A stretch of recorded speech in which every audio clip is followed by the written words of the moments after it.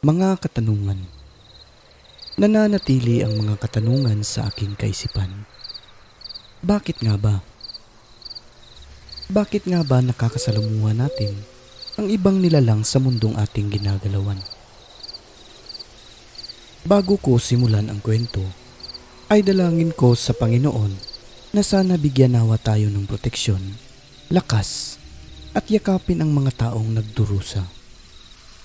In nomine Jesu Christi. Amen.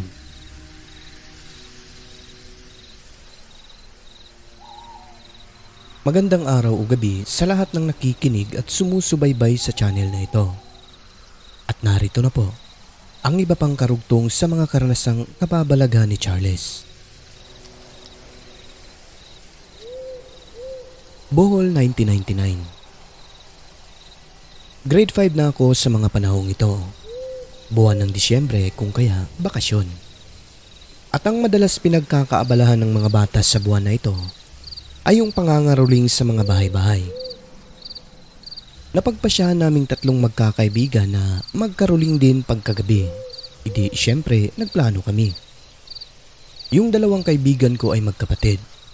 Gumawa kami ng gamit pang karoling at yun yung tansa ng bote tapos tig-isa kaming tatlo. At syempre, nag-rehearse na kami ng aming kakantahin. Sumapit na ang gabi. Excited na kami at napagpasyahan naming magkakaibigan na sa Purok Center kami magkita-kita at agahan namin ang pangangaroling. Dapat alas 6 pa lang ng gabi ay makapagsimula na kami para malayo ang mararating at malaki ang maipon naming paghahatian. Nagpaalam ako sa mama at papa ko. Bili naman po ng papa ko ay wag daw kaming aabuti ng alas 10 ng gabi pag-uwi kundi malilintik niya ako. Tumango lang ako sa kanya sabay nagpaalam. Nakarating ako sa tagpuan naming magkakaibigan. Ando na silang lahat na nag-aantay sa akin. Edi sinimulan na namin ang aming pangangaroling. Medyo nag-aagaw na noon ang liwanag at dilim. Yun. Karoling ng karoling lang kami. Sabi ng kaibigan ko na si Edsel, dediretso raw kami papunta sa poblasyon kasi mas marami umanong bahay doon na dikit-dikit pa at maraming naninirahan na may kaya sa buhay. Paniguradong mas malaki-laki ang maiipon namin doon. Dagdag pa niya na wag daw dito sa amin kasi maraming kuripot ang magbigay at kakaunti lang din ang bahay. Unahan daw namin yung ibang mga nangangaroling habang maaga pa. Tapos yun, sumang-ayon naman po kaming lahat sa ideya ng yun. Bago pala kami makapunta sa poblasyon, may madadaanan kaming tulay na bawat gilid nito sa kanan, may dalawang kahoy na ang lalaki. Tipulo na sobrang laki at mataas. Tabi niya ay manggang paho o yung native na mangga. Sobrang laki rin po nito pero di gaanong kataasan. Sa bandang kaliwa naman, isang puno ng dakit o yung balete, duldul o cotton tree, at isang puno ng akasya na sobrang laki rin. Sa may bandang baba naman ng tulay, ay may lumang atabay doon o yung balon. Kapag napadaan ka sa tulay na ito, lalo na sa gabi, ay makikita mo na talagang napapandungan ang buong tulay ng lilim na kahit ang liwanag ng buwan ay hindi nakakapasok dito. Yung mga likurang bahagi naman, magkabilaan, ay kasagingan at kaniyugan na. Ni isang bahay ay wala po dun. Yun yung boundary ng barangay namin at poblasyon. Siguro, di distansya pa ng 500 meters pataas bago may bahay. Pangingilabutan ka talaga lalo na kapag gabi ka dumaan sa tulay na ito. Yung kalsada namin noon, aspalto pa, lubak-lubak kasi wala pang road widening noon. Kaya nung sapitin na namin ang tulay, sabay nagsenyas ako na takbo na sa mga kasama ko. Takbo agad kami ng naghahangos para lang mabilis naming malagpasan ang tulay at mabilis makarating sa poblasyon. At 300 meters mula sa tulay ay may bahay na. Doon na kami nagsimulang magkaroling ng mga kaibigan ko. Halos lahat ng sityo o purok ng poblasyon ay pinasok namin. Di namin namalayan na sobrang lalim na pala ng gabi at halos kami na lang ang naiwang nangangaruling ng mga kabataan sa lugar. Nagtaka pa kami kung bakit ang mga bahay na kinakantahan namin ay hindi na sila lumalabas. Yun pala, gabing-gabi na. Sabi ko sa magkapatid, "Umuwi na tayo, patay ako nito. Sabi ng papa ko dapat wala pang 10:00 makauwi na ako eh. Patay na naman ako nito." Hindi namin alam kung anong oras na dahil wala naman po kaming mga relos noon. Ang tanging napansin lang namin ay parang natutulog na yung mga tao. Kaya yun, nagpasya na kaming umuwit, nagsimula ng maglakad. Ilang minuto pa lang kaming naglalakad. Biglang bumuhos ang malakas na ulan kaya sabi namin na umanap na lang muna kami ng salakot o yung waiting shed. Aantayin na lang namin doon na tumila ang ulan para kami hindi mabasa pag-uwi. At nung nandun na kami sa salakot habang naghihintay tumila ang ulan, napagpasyahan namin na parti-partihin na ang perang naipon sa karuling sa 3 bahagi. Laking tuwa namin noon dahil lagpas 100 din ang naipon sa pagkakaruling. Sa panahon na yun, malaki na po yung pera na yun, sir. Pero yung ulan, lagpas 1 oras na ay hindi pa rin tumitila.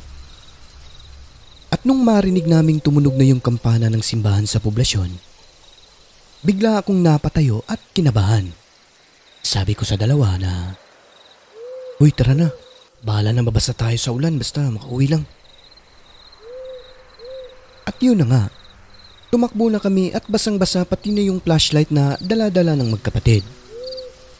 At habang tumatakbo kami ng mabilis, sabi ng nakakabatang kapatid ng kaibigan ko na magpahinga raw muna kami saglit dun sa salakot malapit sa tulay dahil hingal na ito tapos giniginaw pa. Binilisan pa namin ang pagtakbo hanggang sa sapitin na namin ang salakot malapit sa tulay. Sa tansya ko, mga nasa 100 metro na lang siguro ang layo nito. Nagpahinga muna kami roon, pagod sa kakatakbo tapos nangangatog pa sa lamig. Yung mga party naming mga 5 piso at 10 piso, mga perang papel noon ay nangabasa na sa ulan. Tapos, ang bibigat pa ng mga bulsa namin dahil sa mga barya. Mga 10 minuto lang kaming nagpahinga. Sabi ko sa kanila na, "Tara na, takbo na tayo," pero ayaw nung dalawa. Sinabi ng mga ito na ako raw ang maunang tumawid at lagpasan ng tulay. Pag di raw ako sumigaw, susunod agad sila. Walang pag-atubiling kumaripas ako ng takbo, hawak-hawak ang bulsa kong maraming barya. Nang sapitin ko na ang tulay, hindi ko mawari ba't kinilabutan ako ng sobra-sobra. Bigla po akong napalingon sa bandang may deep well o yung atabay at napahinto sa pagtakbo. Sobrang taranta ko, sir, dahil sa nakita ko ang babaeng nakalutang ito habang nakayuko. Galing siya sa atabay na para bang dahan-dahang paakyat at tatawid sa kalsada. Nakikita ko siya dahil may maliit na poste doon na may mahinang liwanag ng ilaw. Yung damit niya po ay kulay itim na nakasayad ito sa lupa habang ang buhok naman po niya ay mabuhaghag. Nang bigla itong lumingon at tumitig sa akin. Sobrang nakakatakot na parang iiwan na ako ng kaluluwa ko sa aking nakikita. Yung kulay itim nitong mga mata ay napapalibutan iyon ng maladugong kulay habang nanlilisik. Nakalabas ang pangil, tapos yung buhok naman po niya ay bigla na lang tumayo.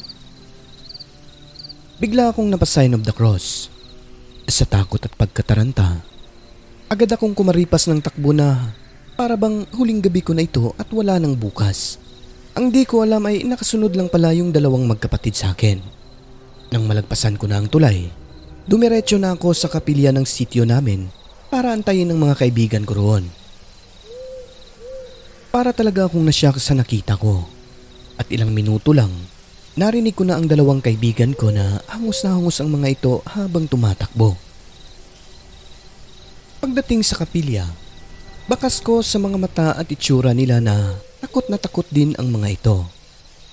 Wala silang imik at nanginginig pa sa nerbiyos. Habang yung nakakabatang kapatid naman ay humahagulgol na ito sa iyak dahil sa sobrang takot. Sinabi ko sa kanila na dito na lang muna tayo. Tinanong ko sila kung may nakita ba sila sa baba ng tulay dun sa may Atabay. Sagot naman po nila na may nakita silang isang babae. Pinadescribe ko ito sa kanila at yun, pareho nga kami ng aming mga nakita. Sabi ng nakakatandang kapatid na sobrang lapit na raw sa kanila ng babaeng yun at siyang dahilan kung bakit napahagulgol ng iyak ang kapatid nito. Sinabi ko sa kanila na baka black lady yung nakita namin pero ang pinagtataka lang po namin si Ray kung bakit may pangil ito. Ngunit noon pa man, alam na namin ang tungkol sa tulay na yon.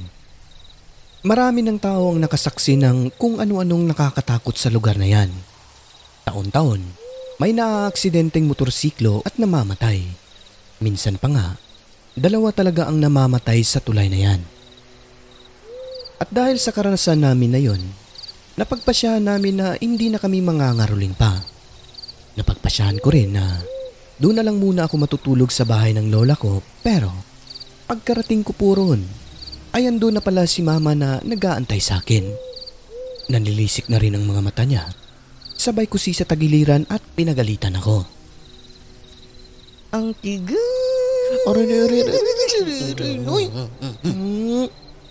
Sabing wag magpaalas, Jis. Nanay, sakit masyado, Noy. Ayon pa sa kanya, ba't daw di ako nakinig sa bili ng papa ko? Andun din po si Lola sabay nagtanong kung ano ang nakita ko sa tulay. Doon, isinalaysay ko sa kanila ang naranasan at nakita namin. At ayon pa sa lola ko, doon daw sa tulay na yon naglulungga ang mga masasamang elemento. Sanktuaryo umano nila, ang lugar na yon sabi ni Lola. Dagdag pa niya na hindi ba raw kami nagtataka sa bawat taon may naaaksidente at namamatay sa lugar doon. Di lang isa, minsan 2 pa. Kahit ang 10-wheeler truck dati ay hindi nakaligtas sa daanan na yan at tuluyang nabaliktad. Sabi ni Lola, yung nakita raw po namin ay isang mambabarang na aswang. Ngunit sa parting to Sir Alex, gusto ko lang ipaalam sa inyo na ang lola ko po ay isang orasyonis. Tsaka ko na lang po ididetalye ang lahat. Paglaon ng kwentong to gawa ng may kahabaan ng karanasan ko, ng lola ko at ako mismo ang kausap niya. Sa ngayon ay hanggang dito na lang po muna ang kwentong to. Maraming salamat at God bless po sa inyong lahat. Hanggang sa susunod na kwento, Charles ng Bohol. Ang mundong ating ginagalawan ay nababalot ng kaiwagaan na tanging ang Diyos lamang ang siyang may kasagutan. Ako po si Alex at ito ang Southern Mindanao Creepy Experience.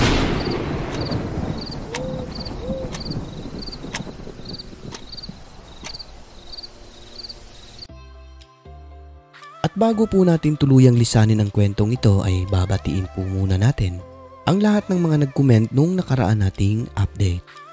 At syempre, uunahin po natin sina Miss Melanie Kimpan Alvero, si Miss Connie Arlene Toledo, Miss Mary Asilar, Raquel Perucho, kay Darlene Kabatuan, kay Ate Burley Mandukuro, kay Miss Puerto, at kay Lovely Bravo Daniel. Ayan, maraming salamat po sa inyo. At syempre, binabati rin po natin yung mga members ng channel natin. Unang-una sa bagong nag-renew, no, si Boss Errol Bugoy, sa bagong nag-join kay Miss Georgina Bati. Ayan, maraming salamat po sa inyo. Kay Wilma Tambuyat, Connie Arlene Toledo, kay Bayot Ako Pero Rakista, Heaven Good Bless, kay Sock Sergeant Creepy Tales, kay Humari Huso, kay K-Hope Riker, Diocesi Basilio, kay LCD Acosta, Lilian Culiado, kay Mags, Juanita Suklan, kay Boss Jonas Alferez, Darlene Kabatuan, kay Angel Flores, kay Raquel Pirucho, Miss Puerto, kay Christine Olson, Lonely Angel, at kay Noemi Rodriguez. Ayan ho. Maraming salamat po sa inyong lahat.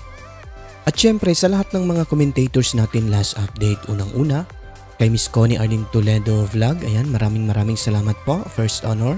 Kay Mayang Sainik, ayan o, second honor daw siya. Kay Amor ng Iraq, kay Christopher Morales, yun, meron na ulit kwento, ayan, maraming salamat po. Kay Disturbed Spirit na isang horror channel din po. Ayan, bisitahin niyo po siya. Kay Imelda Reyes, Ophelia Yasin, kay Johanna's Kitchen. Ayan, maraming salamat po ma'am. Kay Marifidi Vierte, kay Macglen Habaga at Jestoni Marwin LV. Ayan, tagay sa Tagtubabay.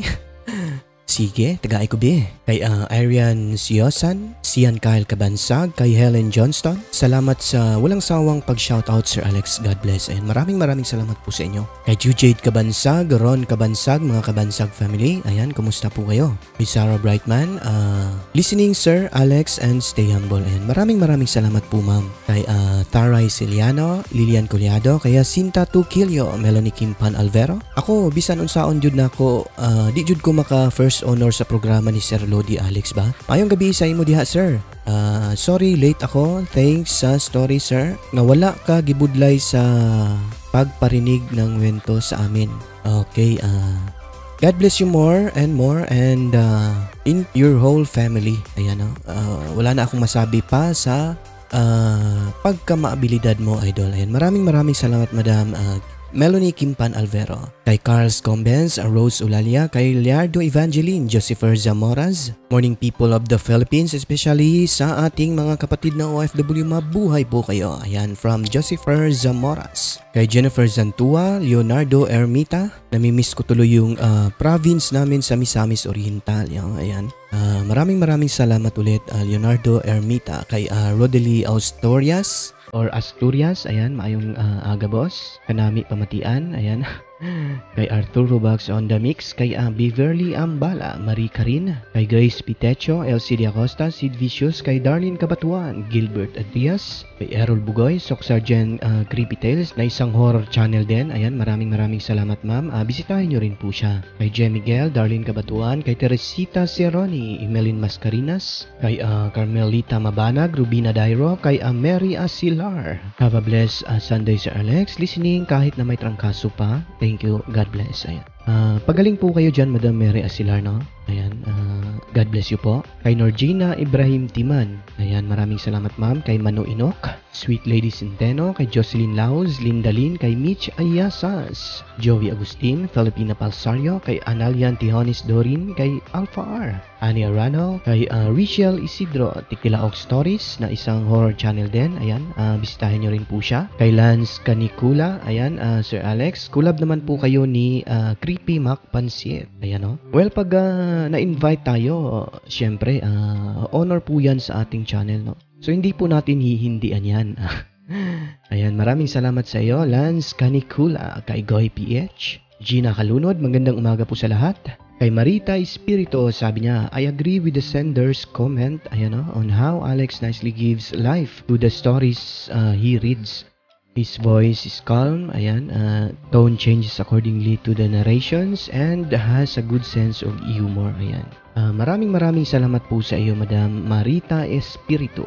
Kay Bunsay Shua, Georgina Bati, ayan, maraming salamat ma'am sa pag-join ng ating channel, no? Kay Mayef Ibora, may karasan yata tatay niya sa Encanto, kaya galit siya doon. Ayan, no? Kay Nilan Ikanayaka, Beng El Ciara, ayan, good day Sir Alex, nakaka-addict talaga channel mo, ang gaganda ng mga kwento, pa-shoutout po. Bing Karaisel, Karaikle, or Karaikle, ayan, no? Tama ba? Watching from Hong Kong, God bless. Maraming salamat po sa iyo, Bing El Ciara, or Karaikle. Ayan o. Kay Luna Ray Perez, Evelyn Garcia, Junard Magnifico, kay Amibel Key, Josie Arnobias, kay Jemar Villarmino, Lorna May Zednem, kay Mark Solonsky, Miss Minchin, Ronald Alicante. Ayan, maraming salamat po. Kay Bayat Ako Pero Rakista, sabi niya, okay, KU story, waiting to for part 2 pala. Ayan. Thanks at story hikes of Totski, you know naman, I love you too. Ayan, no? In love kayong duha, no?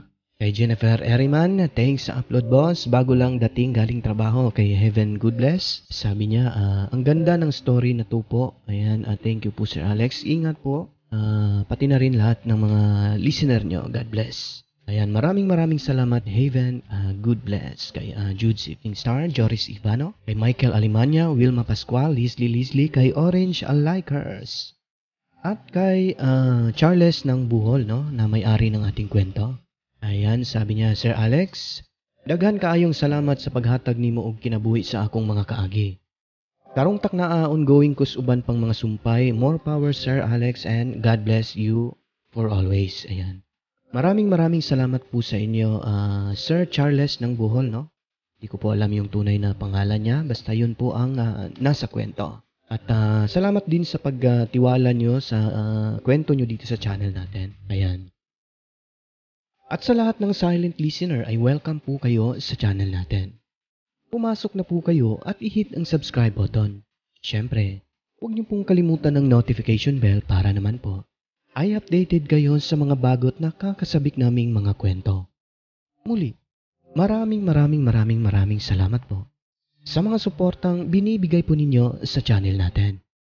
Huwag kalimutang tumawag sa taas. I love you.